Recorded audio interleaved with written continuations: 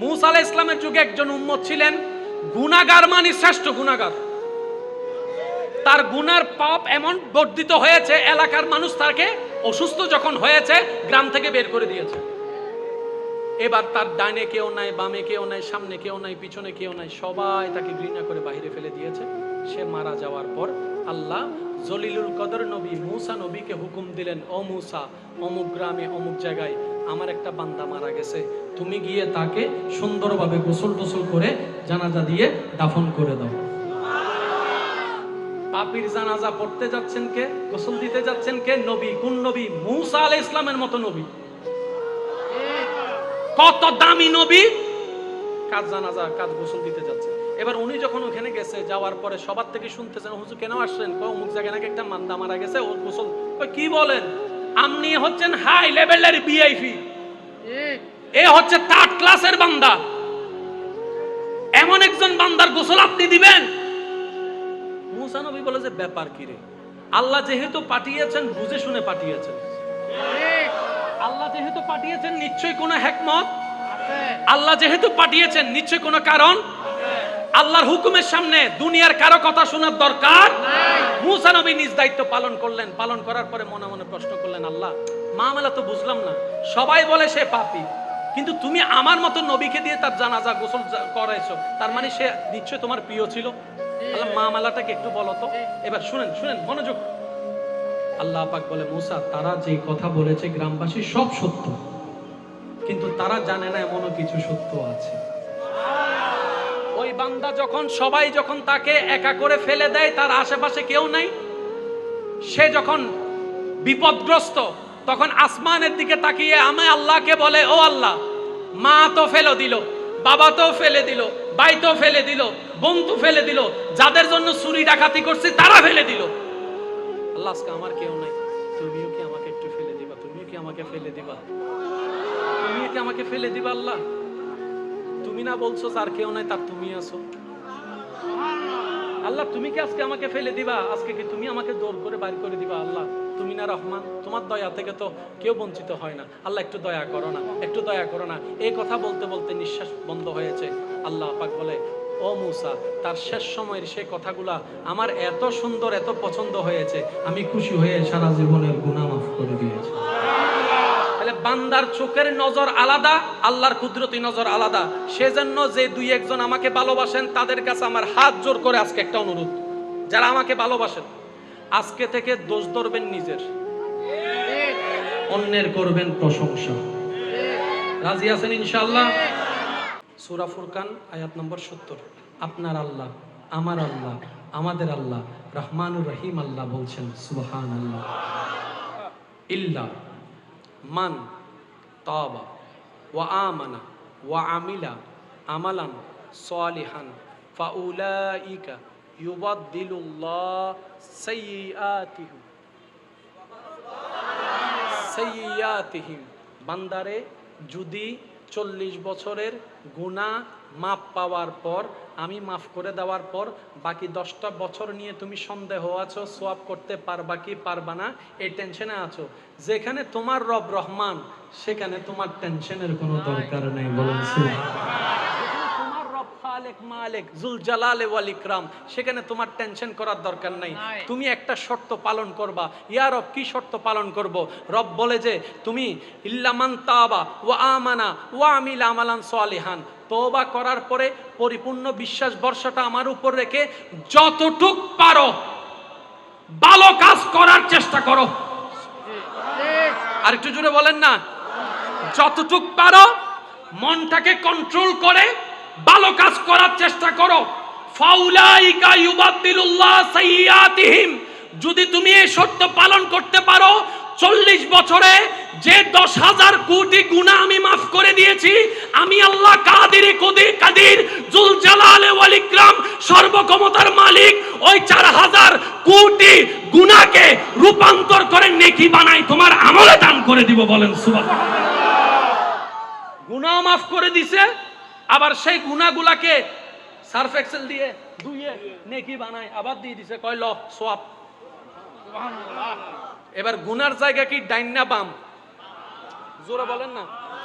নেকির জায়গা তো নেকির ফেরেশতা জানে এখানে আছে 2টা, গুনার ফেরেশতা জানে এখানে 40,000 কোটি।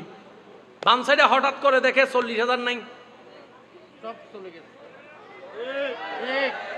ফেরেশতাই জিজ্ঞেস করে মওলা আর ফাইল হোক। ফেরেশতা বলে মওলা ব্যাপার কি? কই তোর টেনশনের দরকার নাই, এটা আমার বান্দার ব্যাপার। সূরা ফুরকান 70 নম্বর আয়াতের ওয়াদা। চিৎকার দিয়ে বলেন সুবহানাল্লাহ। এবার বলেন জান্নাত পাওয়া কঠিন না সহজ? সহজ। জোরে বলেন কঠিন না সহজ? তারপরেও যদি জান্নাত না পাই আফসোস আফসোস আফসোস আফসোস। এবার আসেন, এই সুযোগও কেউ নিতে জানে নাই। আল্লাহ পাক বলে যে আমার দয়া এখনো বন্ধ হয় নাই। এই সুযোগও কেউ নিতে জানে নাই, তারপর আমি আল্লাহ চাই না কেউ জাহান্নামে যাক। তো আল্লাহ তুমি কি করবা? সূরা ফাতিহার 3 নম্বর আয়াত খেয়াল করছ নাই? মালিক ইয়াউমিদ্দিন, বিচার দিবসের মালিক আমি। মালিক ইয়াউমিদ্দিন, বিচার দিবসের মালিক আমি। ভালো মন্দের বিচারের দিবসের মালিক আমি। জান্নাত জাহান্নাম বন্টনের দিনের মালিক আমি। মওলা তুমি মালিক বললা কেন? বলে যে মালিক মানে চিনো না? মালিক তো সেইজন সকালের দোকান যায় রাত্রে খুলতে পারে, জিজ্ঞেস করার কেউ নাই। মালিক তো তিনি 3 দিনে চাকরি থেকে কর্মচারীকে বাইরে করে দিতে পারে, নতুন কর্মচারী ঢুকাইতে পারে, জিজ্ঞেস করার কেউ নাই। সেজন্য আল্লাহ পাক বলে তোদেরকে জাহান্নামী থেকে জান্নাতি করার জন্য মালিক ইয়াউমিদ্দিন, হাসরের দিবসে আমি মালিক। আইনগত নিয়মে, প্রসেসিংগত নিয়মে তোদের গুনার পাল্লা দাড়ি পাল্লাই বাড়ি হবে, তোরা জাহান্নামে যাবি। কিন্তু আমি আল্লাহ তো চাই তোরা জান্নাতে যা। তাই আমি হিকমত করলাম তোদের নবী রাহমাতুল লিল আলামিনকে সুপারিশের চাবিটা দিয়ে দিলাম। ওয়ালা সাউফা ইউতিকা রাব্বুকা ফাতারদা। ও মুস্তাফা নবী, আমি যখন বিচার করে করে রায় দিয়ে দিয়ে জাহান্নামে দিব, আপনি সিজদায় পড়ে তাদের জন্য সুপারিশ করবেন। আপনার সুপারিশ কবুল করে করে আমি আমার জাহান্নামী বান্দাদেরকে জান্নাত দিয়ে দেব। এবার দেখেন প্রথম সুযোগ তওবা করে ফিরে আসা। ভাইয়া কথা বলেন না। প্রথম সুযোগ তওবা করে। এবার আপনি ঝগড়া বাদ দেন, লাস্ট 2 মাসে কে কয়বার তওবা করছেন নিজের প্রশ্ন করে দেখেন। লাস্ট 2 মাস কে কয়বার আল্লাহর কাছে তওবা করে কান্না করছেন নিজের প্রশ্ন করেন। অন্যের ব্যাগে কি আছে দেখার দরকার নাই, এখন থেকে দেখবেন নিজের লাখিসে কি আছে। জোরে বলেন না। ওই যে হাদিসটা মনে পড়ছে এটা বলে আমি শেষ করছি। মূসা আলাইহিস সালামের যুগের একটা উম্মত, আল্লাহর ওয়াস্তে একটু শেষ ভালো যার সব ভালো তার মনের যুগ। এই মাহফিলটা 1 বছর আগে আপনাদের অত্র এলাকার অহংকার সুন্নিয়তের অতন্ত্র প্রহরী খাদেম আমার প্রাণপ্রিয় ভাই মাওলানা সুলাইমান আলী রজবী সাহেব মোহাব্বত করে ডায়েরিতে এন্ট্রি করে দিয়েছেন 1 বছর আগে। তো যেহেতু এটা ওনার ছোট্টবেলা থেকে বড় হওয়ার সেই গ্রাম, আমার ভাইয়ের বাড়ি মানে আমার বাড়ি। আপনারা আমাকে নিজের এলাকাবাসী মনে না করলেও আমি মনে করি। তো আমি এখানে আজকে মাহফিল করতে আসি নাই। আমি প্রায় সময় আমার ভাইকে বলি, যেহেতু তোমার বাড়ি আমি দেখা দিতে যাব। আমি আলোচনা বক্তা আলোচক হয়ে যাব না, আমি দেখা দিতে যাব। যতটুকু সময় পারি আমি দিব, কারণ এটা আমার ভাইয়ের বাড়ি মানে আমার বাড়ি। তো সেজন্য আমি মহাব্বত নিয়ে এসেছি। আর আল্লাহর কি আজকে কুদরত, বহদ্দারাটের রোড এটাও ফুরাজাম, কালুঘাটের রোড এটাও ফুরাজাম। বাইরে হয়েছি 7:15 আর পৌঁছাইছি এখানে 9:10। রাস্তার জাম কারো কখনো হাতে থাকে? জোরে বলেন না, হাতে থাকে? যে 2-1 জন বান্দা আমি অদমকে আগে থেকে চিনেন তারা জানেন আমার ওয়াদা এবং টাইম কখনো বেশ কম হয় না। আল্লাহর কাছে বারবার গাড়িতে বসে বসে ফরিয়াদ করছি, মওলা আজকেও সেই কাজটা করায়ও না।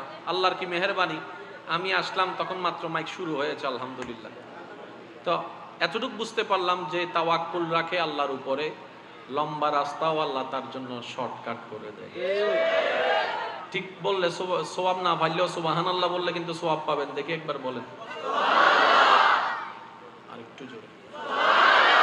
আমি কমিটির ভাইদেরকে ধন্যবাদ জানাবো। অত্যন্ত সুন্দর একটা বিষয় আমি অধমের জন্য সিলেক্ট করেছেন, যার বক্তব্য দেওয়ার যোগ্যতা আমি অধমের কাছে নেই। 2-4টি কথা বলে আমি আপনাদের দোয়াকে সাথে নিয়ে ইনশাল্লাহ বিদায় নিব। এই পর্যন্ত সবার কাছে আমার একটা অনুরোধ, আল্লাহর ওয়াস্তে যেইটুকু সময় রব্বে করিম আমি অদমকে বলার তৌফিক দান করবেন, এই সময়টুকু সবাই মনের কান দিয়ে শোনার চেষ্টা করবেন ইনশাআল্লাহ। আর আমাকে একটু আওয়াজ দিয়ে সহযোগিতা করতে হবে, যাদের কষ্ট না হবে। কে কে পারবেন একটু হাত তুলে দেখান। যারা যারা পারবেন এবার বলেন মারহাবা। আজকের ওয়াইস আমার যদিও একটু একটু মনে পড়ে, গত বছরও হয়তো আমি এখানে এসেছিলাম। তো গত বছরও আমি নিজেও চিল্লাইছি, আপনাদেরকে দিয়েও চিল্লাইছিলাম। এই বছরের ধারাবাহিকতার বেশ কম হবে না। আজকে আমি বলবো 80%, আপনাদের বলতে হবে 20%।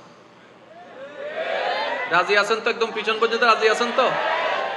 এবার যত উলামায়ে কেরাম এবং আমার দাদা নানার বয়সী যারা আছেন, আমি সবার কাছে দোয়া চাই। সবার দোয়াকে আমি অদম মাথার উপর ছাদ বানিয়ে আমার যুবক ভাইদের ঈমানি শক্তির আওয়াজকে শক্তি বানিয়ে আমি সামনে এগোনোর চেষ্টা করছি। ওয়ামা তৌফিকি ইল্লা বিল্লাহ। আগে একটা জিনিস আমরা সবাই সিদ্ধান্ত নিই, আমরা যে দুনিয়াতে এসেছি আছি, আজীবন কি থাকবো না চলে যেতে হবে? আওয়াজ আমি শুনতে পাইনি। আর থাকবো না চলে যেতে হবে? যেখানে যাব সেখান থেকে ব্যাক গিয়ার দিয়ে আসার কোনো সুযোগ, যেখানে যাব সেখান থেকে রিটার্ন করার কোনো সুযোগ, যেখানে যাব সেখান থেকে আপনার হা হুতাশ কান্না করলো ফিরে আসার কোনো সুযোগ, আর যেখানে যাব সেখান থেকে পিছে আসার সুযোগ নাই, কিন্তু সামনে যাওয়ার রাস্তা আছে। কবর থেকে হাসরে যাবেন, আল্লাহ চাহে তো হাসর থেকে জান্নাতে চলে যাবেন। এবার আমরা আসি সবাই কোথায়? কবরে না মাটি দুনিয়াতে? জোরে বলতে হবে, কোথায় আছি? স্কুল, কলেজ, ভার্সিটি, মাদ্রাসার যত ছাত্র ছাত্রী ভাইয়েরা আছেন, আপনারা গভীর মনোযোগ। কারণ ধর্মের নাম ইসলাম। আপনি বলবেন কলেজের মধ্যে তো ইসলাম নাই, আমি বলবো ইসলামের ভিতর কলেজ আছে। সুবহানাল্লাহ, সুবহানাল্লাহ। আপনি বলবেন ডাক্তারির ভিতর তো ইসলাম নাই, আমি শ্রদ্ধার সাথে বলবো ইসলামের ভিতরে ডাক্তারি আছে, ইসলামের ভিতর ইঞ্জিনিয়ারিং আছে, ইসলামের ভিতর গবেষণা আছে, ইসলামের ভিতর ডক্টরেট আছে, ইসলামের মতো ওষুধ আছে, ইসলামের ভিতরে চিকিৎসা আছে, ইসলামের ভিতরে দুনিয়াও আছে, ইসলামের ভিতরে পরকালও আছে। সুবহানাল্লাহ। ইমানদার ভাই, বি কোয়াইট, একদম সাইলেন্ট, মনোযোগ দিয়ে শ্রবণ করার। গরিত সিরিগি কখন লইবে? কে লইবে না? ল, যার ভাগ্য ছড়ে। একবার বলেন মারহাবা। আর গরি শেষ। কষ্ট পাইছেন আপনারা কোনো? আমি একটু পাগল টাইপের মানুষ, পাগলামিটা একটু বেশি করি। চাইও আবার মোকারাম বারে আরে গরি দিই বলে হই মানছলে ফেম না গজ্জু, তারপর আয় বাজে যাই। একবার বলেন মারহাবা। আর একটু জোরে বলেন মারহাবা। তাহলে ইসলামের ভিতর সবকিছু আছে না নাই? এবার ইসলামটা আমাদের জন্য সিলেকশন করেছেন তো করেছেন কে? জোরে বলতে হবে, কে করেছেন? যদি আমরা যা বাছাই করতাম, আমরা যাচাই করতাম, আমরা সিদ্ধান্ত নিতাম, রাইটও হতে পারে, রংও হতে পারে। যদি আমরা সিলেকশন করি, রাইটও হতে পারে, রংও হতে পারে। তো ধর্ম জিনিসটা কি? মনে রাখবেন শিক্ষিত সমাজের বাইরা, ধর্ম কোনো শুধু পালন করার নাম নয়, ধর্ম কোনো ট্রেডিশনের নাম নয়। ধর্ম হচ্ছে এমন একটা সাবজেক্ট যেটা মানবের ভিতরটাও পরিষ্কার করে, বাহিরটাও পরিষ্কার করে, দুনিয়াটাও সুন্দর করে, পরকালকেও সজ্জিত করে দেয়। বলেন না সুবহানাল্লাহ। তাহলে এতগুলা ধর্ম যতগুলা আছে পৃথিবীতে, সব ধর্মের প্রতি আমাদের শ্রদ্ধা এবং সম্মান। কেন? আমাদের নবী রাহমাতুল লিল আলামিন আমাদেরকে শিক্ষা দিয়েছেন, হে আমার উম্মত, নিজের ধর্ম পালন করো, অন্যের ধর্মকে সম্মান করো। এতগুলা ধর্মের ভিতরে সঠিক কোনটা যদি আমরা বাছাই করতাম, রাইটও হতে পারে, রংও হতে পারে। দিনটা যদি আমরা সাজাইতাম, রাইটও হতে পারে, রংও হতে পারে। আল্লাহ পাক বলে যে তোদেরকে আমি দায়িত্ব দিচ্ছি না, আমি নিজেই সাজাই গুছাই মেনটেন করে দিচ্ছি। আর আমি নাম দিয়ে দিলাম ইন্নাদ-দীনা ইনদাল্লাহিল ইসলাম। আর একটু জোরে বলেন। এবার এই ধর্মকে সিলেক্ট করেছেন কে? আওয়াজটা কিন্তু আপনাদের বড় দিতে হবে। কে? সাজালেন কে? গোছালেন কে? ডিজাইন করলেন কে? দিলেন কে? কোন আল্লাহ? যে আল্লাহ লা রাইব, যার মধ্যে বিন্দু পরিমাণ কোনো ভুল, বিন্দু পরিমাণ কোনো কমতি, যে আল্লাহর জ্ঞানের মধ্যে অজানা বলে কিছু। এবার আমি আপনাদেরকে একটা প্রশ্ন করব, যার যেটা মন চাই উত্তর দিবেন। এই শঙ্করার এই এলাকার মাহফিলটা আজকে কয় বছর? 3 বছর। এক সময় হয়তো আমরা থাকবো না, কমিটির ভাই কিংবা সন্তানদের মাধ্যমে আল্লাহ এই মাহফিলকে জারি এবং সারি রাখো। আপনাদের আওলাদের মাধ্যমে শ্রোতা হিসেবে আল্লাহ এই জায়গাকেও জারি সারি রাখো। 2030 সালে যখন এই মাহফিলটা সাজাবে, এই প্যান্ডেল লাগাইলে চলবে, এই স্টেজ দিলে চলবে কি? আরা গুরু আসিলাম দেখতে দেখি দে না, ইন আবার কিল্লা লাগাইবে। আর একটু জোরে বলেন না। সময়ের চাহিদায় প্যান্ডেলের পরিবর্তন হয়, গভীর মনোযোগ। সময়ের চাহিদায় চেয়ারের পরিবর্তন হতে হবে, সময়ের চাহিদায় পোশাকের পরিবর্তন আনতে হবে, সময়ের চাহিদায় ডিজাইনের পরিবর্তন আনতে হবে, সময়ের চাহিদায় স্টেজের পরিবর্তন আনতে হবে, সময়ের চাহিদায় গাড়ির পরিবর্তন আনতে হবে, সময়ের চাহিদায় সবকিছুর পরিবর্তন হয়। এই ইসলাম তো একদিনের নয়, 2 দিনের নয়, 100 বছর আগে নয়, 1400 বছর ধরে চলে আসছে, এখনো চলছে।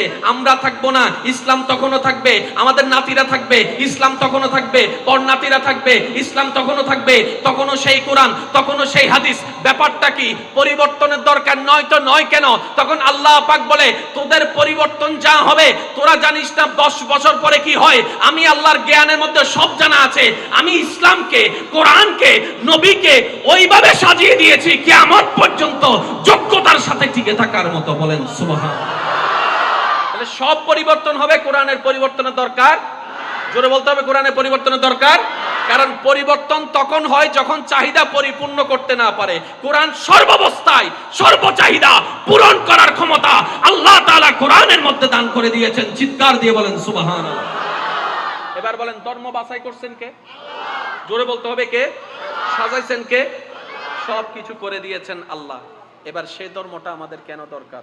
রব বলে যে নিজে যদি নিতেও জানো, নেওয়ার মতো করে তোমার ঘরের ভিতরটাও সুন্দর হবে, মনের ভিতরটাও সুন্দর হবে, কবরের ভিতরটাও সুন্দর হবে যদি তুমি নিতে পারো। পয়েন্টটা বুঝবেন, যদি তুমি নিতে, আর যদি তুমি নিতে না পারো, নিজের ওয়াল নিজে মারিবে, দেরি কেন করিবে? আরেকটু জোরে বলেন, আরেকটু জোরে বলেন। এইবার মাইকের আওয়াজ যতটুকু যাচ্ছে, যুবক ভাই প্রস্তুত, দাদা নানার বয়সী যারা আছেন সবাই চুপ থাকবেন, আর কোনো আওয়াজ নাই। আপনারা আওয়াজ দিতে দিতে কালাদারি সাদা বানাইছেন, আর দেওয়ার দরকার নাই। আপনাদের পক্ষ থেকে ইনশাল্লাহ নাতিরাই যথেষ্ট। কি নাতি আসেনি? আসেনি? স্যার নাতি যারা আছেন, যুবক যারা আছেন, একবার একদম ছোট করে বললেন মারহাবা। না, আর একটু ছোট করে বলেন মারহাবা। এবার কোরআনুল কারীমের সর্বপ্রথম সূরা, সূরা ফাতিহা।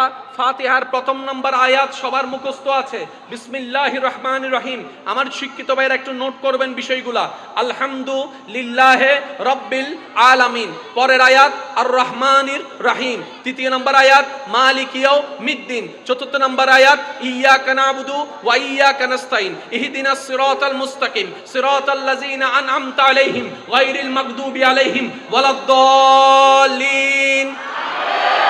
আল্লাহ কবুল করুক। জোরে বলেন আল্লাহ কবুল করুক। এবার কোরআনের মতো কোনো কিতাব, কোরআনের মতো কোনো কিতাব, কোরআনের সাথে টক্কর দেওয়ার মতো কোনো কিতাব, সে কোরআন নাজিল করলেন কে?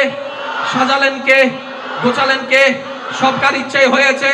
ওই কোরআনের শুরু হচ্ছে ফাতিহা, ফাতিহার শুরু হচ্ছে আলহামদু। আলহামদু, গভীর মনোযোগ। আলহামদু, আলহামদু, আলহামদু। আল্লাহ এতগুলা শব্দ থাকতে আলহামদু দিয়ে কেন তুমি শুরু করলা? রব্বে কারীম বলে, এই কোরআনটা আমার জন্য নয়, এই কোরআনটা জিবরাইলের জন্য নয়, এই কোরআনটা আমি তোদের জন্য নাজিল করেছি। তোদের জীবনের সমস্ত সমস্যার সমাধান আমি আল্লাহ কোরআনের মধ্যে দান করে দিয়েছি। বান্দারে, আলহামদু শব্দটা নিয়ে আমি শুরু করেছি কারণ আমি তোদেরকে জানাই দিতে চাই, এই আলহামদু, এই আলহামদু যে নিজের ভিতর ধারণ করতে পারবে, তার রিজিকের মধ্যে বর্ধিত হয়ে যাবে, সম্মানের মধ্যে বর্ধিত হয়ে যাবে, টাকার মধ্যে বর্ধিত হয়ে যাবে, অশান্ত মন শান্তি হয়ে যাবে, এমনকি তার রিজিক এমন ভাবে বাড়বে, দুনিয়াতেও শান্তি হয়ে যাবে, পরকালীন গুনাহ মাফও হয়ে যাবে। বলেন সুবহানাল্লাহ। ভাইয়া শব্দটা কি? আল্লাহু আকবার। ইয়া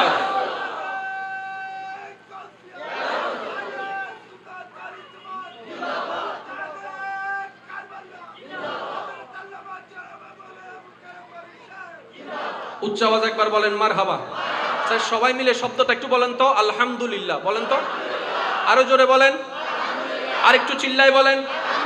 এবার পয়েন্ট একটু নোট করবেন, আল হাম দু লিল্লাহ, আলিফ লাম হা মিম দাল, মাদ্দা হচ্ছে হা মিম দাল। আল হামদু, সমস্ত প্রশংসা। এবার প্রশ্ন তো থেকে যায়, সমস্ত প্রশংসা কার জন্য? কার জন্য? কার জন্য? আল্লাহ পাক বলে যে তোরা বলার দরকার নাই, আমি বলে দিচ্ছি, লিল্লাহে, আল্লাহর জন্য। চিৎকার দিয়ে বলেন সুবহানাল্লাহ। এবার প্রশ্নকারী তো প্রশ্ন করতে পারে, কোরআন যে কত মধুর, কিভাবে আপনাদেরকে বুঝাই আমি ভাই। কোরআনুল কারীম যে কত স্ট্যান্ডার্ড একটা কিতাব। আলহামদু, সমস্ত প্রশংসা কার জন্য? রবে বলে লিল্লাহে, আল্লাহর জন্য। প্রশ্নকারী প্রশ্ন করে আল্লাহটাকে, আল্লাহটাকে, আল্লাহই উত্তর দিচ্ছে রব্বিল আলামিন। এবার আপনি মিলান, সমস্ত প্রশংসা, আপনি আমাকে বলেন কার জন্য?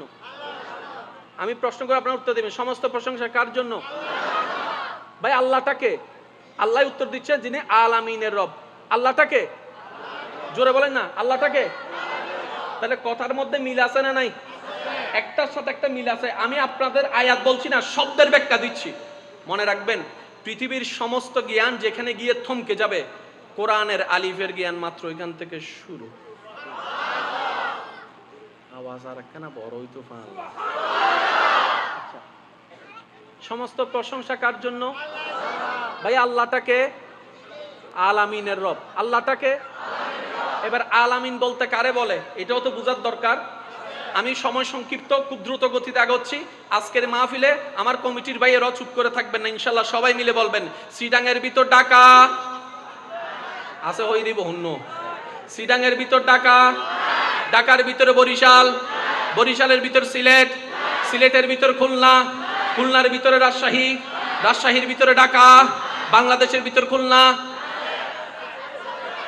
বাংলাদেশের ভিতর খুলনা, বাংলাদেশের ভিতর রাজশাহী, বাংলাদেশের ভিতর সিলেট, বাংলাদেশের ভিতর কলকাতা,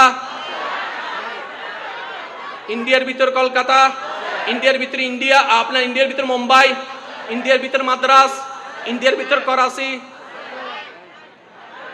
ইন্ডিয়ার ভিতর করাচি, পাকিস্তানের ভিতর করাচি, পাকিস্তানের ভিতর দুবাই, পাকিস্তানের ভিতর দুবাই, অস্ট্রেলিয়ার ভিতরে পাকিস্তান।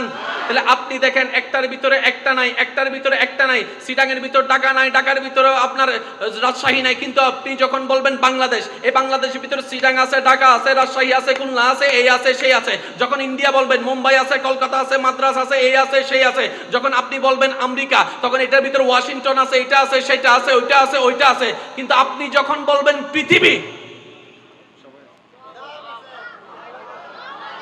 আপনি যখন বলবেন পৃথিবী, এখানে ভিতর সিডাংও আছে, দুবাইও আছে।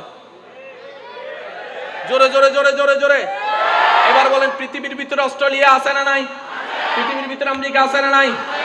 আওয়াজ যদি ছোট হয় আমি কিন্তু মামলা করি ডাইরেক্ট। জোরে জোরে হন, পৃথিবীর ভিতরে অস্ট্রেলিয়া আছে না নাই? আমেরিকা আছে না নাই? লন্ডন আছে না নাই? আফ্রিকা আছে না নাই? আসমান আছে না নাই? আসমান, আসমান, আসমানের ভিতর জমিন। জোরে বলেন আসমানের ভিতর জমিন, আসমানের ভিতর জমিন, জমিনের ভিতর আসমান। একটার মধ্যে একটা নাই। আলামিন কাকে বলে? আলামিন এমন একটা ঘর, গভীর মনোযোগ। আলামিন এমন একটা ঘর যে ঘরের ভিতরে সিডাং আছে, ঢাকা আছে, বরিশাল আছে, খুলনা আছে, রাজশাহী আছে, বাংলাদেশ আছে, ইন্ডিয়া আছে। জোরে জোরে বলতে হবে সুবহানাল্লাহ। ইন্ডিয়া আছে, পাকিস্তান আছে, দুবাই আছে, অস্ট্রেলিয়া আছে, আমেরিকা আছে, অস্ট্রেলিয়া আছে, আমেরিকা আছে, আফ্রিকা আছে, দুবাই আছে, আপনার কুয়েত আছে, আপনার লন্ডন আছে, ইংল্যান্ড আছে, এই আছে সে আছে, প্রশান্ত মহাসাগর আছে, আটলান্টিক মহাসাগর আছে, যমুনা আছে, পদ্মা আছে, জমিন আছে। জোরে জোরে বলেন না রে ভাই সুবহানাল্লাহ। আলামিন এমন একটা ঘর যে ঘরের ভিতরে প্রথম আসমান আছে, দ্বিতীয় আসমান আছে, তৃতীয় আসমান আছে, চতুর্থ আসমান আছে, পঞ্চম আসমান আছে, ষষ্ঠ আসমান আছে, সপ্তম আসমান আছে, জান্নাত আছে, জাহান্নাম আছে, আরশ আছে, কুরসি আছে, লৌহ আছে, জানা আছে, অজানা আছে। সব যেই ঘরের ভিতরে, ওই ঘরের নাম আলামিন। আর আল্লাহ হচ্ছে রব্বুল আলামিন। রব বলে ওই আলামিনের রব পালন করতে আমি রব্বুল আলামিন। আল্লাহু আকবার।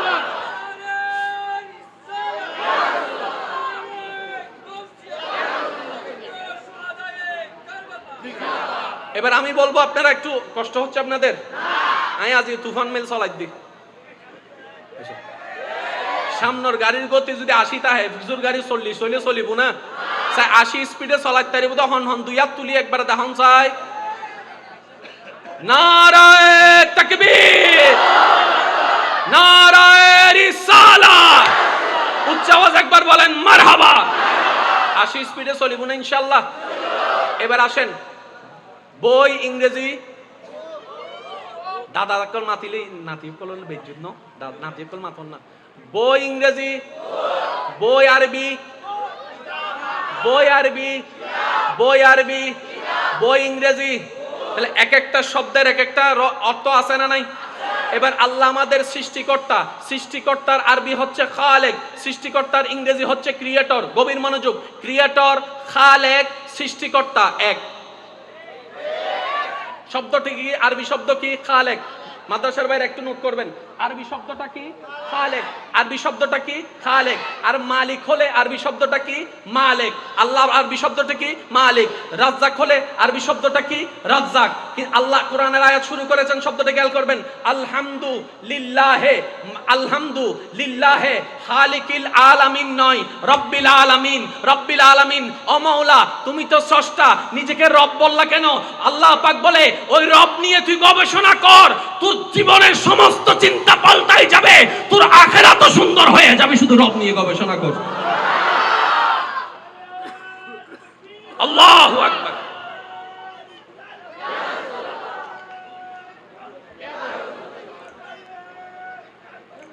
আল্লাহর বান্দারা খুশি মনে একবার বলেন সুবহানাল্লাহ। এবার আপনারা আমাকে একটু আওয়াজটা দিবেন, আজকে এটা একদম মুখস্থ টোটস্থ হয়ে যেতে হবে। আল্লাহ হচ্ছে খালেক, আল্লাহ হচ্ছে মালিক, আল্লাহ হচ্ছে রব।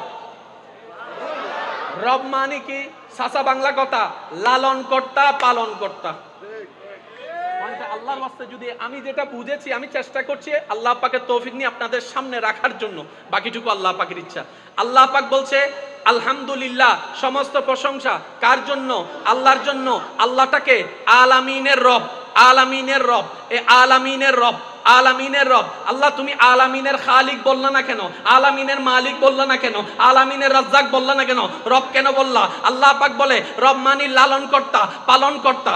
রব মানি লালন কর্তা, পালন কর্তা। চিৎকার দিয়ে বলেন না সুবহানাল্লাহ। রব মানি লালন কর্তা, পালন কর্তা। মাওলা বুঝলাম না। আল্লাহ পাক বলে দুনিয়াতে টিকে থাকার জন্য প্রত্যেকটা মানুষের, পুরুষ হোক নারী হোক, বড় হোক ছোট হোক, আদরের দরকার আছে, মায়ার দরকার আছে, মমতার দরকার আছে, যত্নের দরকার আছে, মমতার দরকার আছে। এই মমতা ছাড়া কখনো সংসার টিকবে না, ভালোবাসা ছাড়া কখনো সংসার টিকবে না, সম্পর্ক সুন্দর করা ছাড়া মা বাবার সম্পর্ক কখনো ঠিক থাকবে না, ভাই ভাইয়ের সম্পর্ক ঠিক থাকবে না। তুমি ভালো যদি থাকতে চাও, মায়ার দরকার, মমতার দরকার, ভালোবাসার দরকার। এবার আল্লাহ জিজ্ঞাসা করে, ও আমার বান্দা, তোর এই জীবনে তোকে সবচাইতে কে বেশি ভালোবেসেছে? তোকে প্রতি সবচাইতে মায়া কে নিয়েছে, যত্ন কে নিয়েছে যখন তুই অসুস্থ ছিলি? এবার বান্দা বলে, মওলা আমার ভাই 10 ঘন্টার মধ্যে 1 ঘন্টা ছিল, আমার বউ 10 ঘন্টার মধ্যে 5 ঘন্টা ছিল, কিন্তু একটা মানুষ আমাকে সবচেয়ে বেশি যত্ন নিয়েছে, একটা মানুষ আমার জন্য কান্না করেছে, একটা মানুষ আমার জন্য খুব মমতা করেছে, একটা মানুষ আমার জন্য না ঘুমাইয়ে নিজে পাহারা দিয়েছে, না খেয়ে আমাকে খাওয়াইছে। ও বান্দা মানুষটাকে। এবার বান্দা বলে, মওলা সেটা আমার মা, সেটা আমার মা, সেটা আমার মা, সেটা আমার মা, সেটা আমার মা। রব বলে যে তোর মা তোকে কতটুকু ভালোবাসে? মওলা অনেক বেশি ভালোবাসে। কিভাবে বুঝলি? আল্লাহ আমি যখন অসুস্থ ছিলাম 24টা ঘন্টার মধ্যে 18 ঘন্টা উর্গুমা থেকে না ঘুমিয়ে আমার মা আমার পাশে ছিল। রব বলে যে 24 ঘন্টার মধ্যে 18 ঘন্টা গেলে আর বাকি কয় ঘন্টা থাকে? আর কয় ঘন্টা থাকে? আর কয় ঘন্টা থাকে? এই 6 ঘন্টা কি করেছে? বলে যে মা ঘুমিয়েছে, মা গোসল করেছে, মা বাথরুমে গিয়েছে, মা কাজ করেছে, মা এই করেছে, মা সেই করেছে। রব বলে সবচাইতে বেশি তোর মা 18 ঘন্টা যত্ন নিয়েছে, ওই মায়ের চাইতে বেশি আমি আল্লাহ তোরে ভালোবাসি, কারণ 24টা ঘন্টা আমি রবে তোকে যত্ন নিয়েছিলাম। সুবহানাল্লাহ। বুঝবেন পয়েন্টটা, বুঝবেন। সবচাইতে বেশি ভালোবাসে কে? মা। 24 ঘন্টায় কয় ঘন্টা? আমি ফগরত বোমাইনি কিন্তু মারে দিম দেওয়া আছে সুর। 24 ঘন্টার কয় ঘন্টা? 18 ঘন্টা। 18 ঘন্টা পরে মাও তো মানুষ, শরীর তো ঘুম চায়। আর একটু জোরে বলেন না রে ভাই। মাও তো মানুষ, খিদা তো লাগবে। মাও তো মানুষ, একটু তৃষ্ণা তো লাগবে। মাও তো মানুষ, দুর্বল লাগলে ওই বাচ্চার সেই ছেলের আপনার বেটের পাশে হেলাম দিয়ে একটু হলো তো তন্দ্রা আসবে, একটু হলো তো ঘুম আসবে। রব বলে যে আমি রবের কোনো ঘুম নাই, আমি রবের কোনো তন্দ্রা নাই। আল্লাহ কেন নাই? কই 24টা ঘন্টার মধ্যে তোর মা ফেল হয়ে যায় ঘুমের সামনে, সেজন্য আমি ঘুমাবো না বান্দা, সর্বক্ষণ তোর যত্ন নেওয়ার জন্য। এবার আসেন, যত্ন নেওয়ার জন্য খেয়ালের দরকার আছে না নাই? খেয়ালের জন্য বুঝার দরকার আছে না নাই? আমি যদি আমার ছেলের কি হয়েছে এটাই না বুঝি, যত্ন নিব তো নিব কেমনে? আরো জোরে বলেন না। আমি যদি আমার সন্তানের খেয়ালে না রাখি সে কোথায় গুতা খাইছে সে ব্যথাটা বুঝবো তো বুঝবো কিভাবে? তাহলে খেয়ালেরও দরকার আছে, মায়ারও দরকার আছে, মমতার দরকার আছে। এবার বলেন তো আল্লাহ সমস্ত প্রশংসা কার জন্য? আর কেন জোরে হন না? সমস্ত প্রশংসা কার জন্য? ভাইয়া আল্লাহটাকে আলামিনের রব। আল্লাহটাকে আলামিনের ভিতর আছে কি? কেউ যদি প্রশ্ন করে এক কথাই উত্তর দিবেন, আলামিনের ভিতর নাই কি? আলামিনের ভিতর আছে কি? প্রশ্ন, উত্তর দিবেন কি কি আছে নয়। আপনি শুধু এক কথাই বলবেন, ভাই আলামিনের ভিতর নাই কি? এভরিথিং ইন আলামিন। আর সেই আলামিনের রব আল্লাহ। তার মানে এই আলামিনের প্রত্যেকটা সেকেন্ডে যিনি খেয়াল রাখেন, নজর রাখেন, যত্ন করেন, খবর রাখেন, সেজন্যই তো আটলান্টিক মহাসাগরের নিচে বড় তিমি মাছ, চাকরি নাই, ব্যবসা নাই, কিন্তু টনের পর টন আল্লাহ খাবার ব্যবস্থা করে দিচ্ছে। কেন? আল্লাহ আলামিনের রব। জোরে বলতে হবে আলামিনের। এবার বলেন তো পাহাড়ের সামনে আমরা দাঁড়াইলে আমাদের শরীর কদ্দূর? নামাতের তো বান্দরবান পাহাড় তুন যাতে নিচুর মিকে চাই, নিচুর তুন যদি আড়ারে চাই, আড়ারে দেখতে ফাহাদ দেয় বুঝে। আর যদি দূরবীন দিয়ে চাই তো দেখা যাবে মানে মা দেখা যায় একখানা করি। কেন জোর হন না ভাই? হত্যা না একখানা হন না। কেন জোর হন না? হত্যা না। জিতে এন্ডাসর হন আইয়ের অহংকারে ফাড়ি যায় ইতের হতা হই দিয়ে আর গরমে ওই মেডিন মিতি ঠ্যাং নভরা দে আর বদ্দাইবার হতা হই দি আর সম্মতি একখানা হনা পার সম্মতি লাগে দে একখানা পার সম্মতি লাগে দে ফিয়ারার সামনে আরাজেন ফারর সামনে আরাতেন। এবার সেই পাহাড়কে যদি আপনি আসমানের সামনে রাখেন, ফিয়ারাত তুনো ছোট। প্রথম আসমানকে যদি দ্বিতীয় আসমানের সামনে রাখেন আরো ছোট। এবার সারা বিশ্বকে যদি রাখেন আপনার সামনে, খুঁজেও পাওয়া যাবে না, খুঁজেও পাওয়া যাবে না রবকে। রব বলে যে তোরা তো তোদের চোখে তোদেরকে বড় লাগে। আরে যেই জীবাণুকে দেখা যায় না অণুবীক্ষণ যন্ত্র ছাড়া, আমি আল্লাহ ওই জীবাণুকেও রিজিক দান করি। চিৎকার দিয়ে বলেন সুবহানাল্লাহ। আলহামদুলিল্লাহ, আল্লাহ কবুল করুন। একবার বলেন আলহামদুলিল্লাহ। আপনারা কি বিরক্ত হয়ে যাচ্ছেন? এবার বলেন আমাদের রবকে। জোরে বলেন না। আমাদের রবকে। যার রব আল্লাহ তার কি আবার টেনশন থাকে? এই কথাটা বুঝতে পারলে আপনার জীবন অর্ধেক সুন্দর হয়ে যাবে।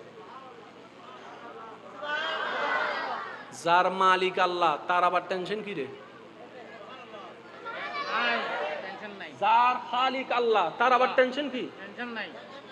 যার রাজ্জাক আল্লাহ তার আবার খাবার নিয়ে টেনশন কি? তো পাই না কেন জানেন? আমরা এখান থেকে তাওয়াক্কুলটা দিতে জানি নাই বলে পাচ্ছি না। কারণ রব্বে কারীম কোরআনে ওয়াদা করেছেন সূরা তালাক আয়াত নম্বর 3, ওয়া মান ইয়াত্তাকিল্লাহ ইয়াজআল লাহু মাখরাজান। বান্দারে তুই যে অবস্থানেই থাক, তাওয়াক্কুলটা আমি রবের উপর রাখবি, ভরসাটা আমি রবের উপর রাখবি। যেই যেখানে বিপদে আটকাই গেলে তোর বাঁচার রাস্তা থাকবে না, বিবেক বলবে সেই জায়গাও আমি বাঁচার রাস্তা করে দিব। বলেন না সুবহানাল্লাহ। আরেকটু জোরে বলেন না সুবহানাল্লাহ। তাহলে যার রব আল্লাহ তার কোনো মূলত টেনশন থাকার দরকার নাই। সেজন্য যারা আল্লাহর বান্দা হয়েছেন তাদের টেনশন ছিল না। নাই। আমাদের নবী রাহমাতুল লিল আলামিন, শত্রুর উপর শত্রু, আঘাতের উপর আঘাত করা হচ্ছে, নবীর মুখে মুস্কি মুস্কি হাসি। নিজের বাবার বাড়ি মক্কা ছেড়ে মদিনায় চলে যাচ্ছে, তারপরও মনের মধ্যে মুস্কি মুস্কি হাসি। ইয়া রাসূলুল্লাহ, আপনি চলে যাচ্ছেন সবকিছু জায়গা সম্পত্তি ফেলে, কোথায় না কোথায় যাবেন? বলে যেখানেই যাই না কেন আমার রব তো আমার সাথে আছে। আর একটু জোরে বলা যাবে? আপনি যদি এতটুকু কনফিডেন্স চান, বেশি কিছু লাগবে না, এতটুকু কনফিডেন্স আর তুন কিছু নাই, আর আল্লাহ আছে। এ হতান হইতে পারিবেন না ভাই? ইনশাআল্লাহ। এইসব ফিসুর গুনাহ বাস না করেন, হইতে পারিবেন না ইনশাআল্লাহ।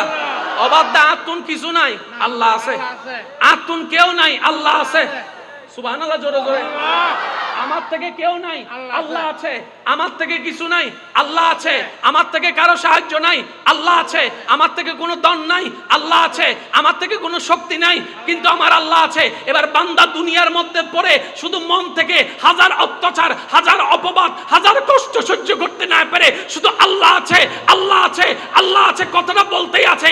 একদিন যদি এক মুহূর্তের আল্লাহ আছে শব্দটা যদি রবের কাছে কবুল হয়ে যায়, হাসবুনাল্লাহ হাসবুনাল্লাহ হাসবুনাল্লাহ যদি কবুল হয়ে যায়, রব বলবে যে ইন্নাল্লাহা মাআস সাবিরিন। আল্লাহ তুমি কে? আল্লাহ পাক বলে ইন্নাল্লাহা আলা কুল্লি শাইইন কাদির। চিৎকার দিয়ে বলেন সুবহানাল্লাহ। সেজন্য যার আল্লাহ আছে তার কিচ্ছু লাগে না, কিচ্ছু লাগবে না। আমাদের এত কিছু লাগে কেন জানেন? আমাদের ওইটা নাই। বাস্তব যেটা সেটা স্বীকার করলে তো সমস্যা নাই, বলেন না? আমাদের ওই আল্লাহকে নেওয়ার রাখার মতো রাখতে, স্মরণ করার মতো করতে। এবার বলেন সব দোষ কার? আমি শুনতে চাই সব দোষ কার? এই মুহূর্তে মাইকের আওয়াজ যতটুকু যাচ্ছে, আমি একটা পয়েন্ট আপনাদেরকে একটু মনোযোগ আকর্ষণ করব, যদি আপনারা মন দিয়ে শুনতে চান। এই পর্যন্ত আমাদের জীবনে যা কিছু ঘটছে, দুঃখ বিপদ, বেশিরভাগ আমাদের কর্মের ফলের কারণে হয়েছে। আল্লাহ কারো উপর অত্যাচার করেন না। যে আল্লাহ ফেরাউনের মতো বেয়াদব বাটফারকে রিজিক দিয়েছেন, তওবা করে ফিরে আসার সুযোগ দিয়েছেন। সুবহানাল্লাহ জোরে বলেন না? আপনার আল্লাহর কথা বলছি আমি, পয়েন্ট একটু বুঝবেন। আপনার সেই আল্লাহ যিনি নমরুদের মতো গাদ্দারকে তওবা করে ফেরত আসার যথেষ্ট সময় দিয়েছেন। আপনার আল্লাহ সাজ্জাদের মতো বেয়াদবকে তওবা করে ফিরে আসার সুযোগ দিয়েছেন। তো আমরা তো তাদের মতো বেয়াদব না। হ্যাঁ, স্বীকার করি আমরা গুনাহগার, আমরা একটু বেনামাজি, আমরা একটু রোজার মধ্যে বেজাল করি, আমরা এটাতে বেজাল করি, ওইটাতে গুনাহগার, বেয়াদব তো না। আরে যে রব বেয়াদবকেও সুযোগ দেয়, সেই রব তো আপনাকে আরো বেশি সুযোগ দিবে। পাই না কেন? এতদিন বলেছেন আল্লাহ দেয় না, আজকে থেকে কথা ঘুরান, আমরা নিতে জানি না। এই আমার এই কথায় যারা যারা একমত আছেন একটু ডান হাত তুলে দেখান তো কে কে একমত আছেন। আল্লাহ কি দেয় না নাকি আমরা নিতে জানি না? এবার বলেন দোষ কাদের? জোরে বলেন দোষ কাদের? আমাদের সংসারের জামিলা দোষ কাদের? আমাদের ভাই ভাইয়ে জামিলা দোষ কাদের? আমাদের মনের জামিলা দোষ কাদের? আমাদের রিজিকে জামিলা দোষ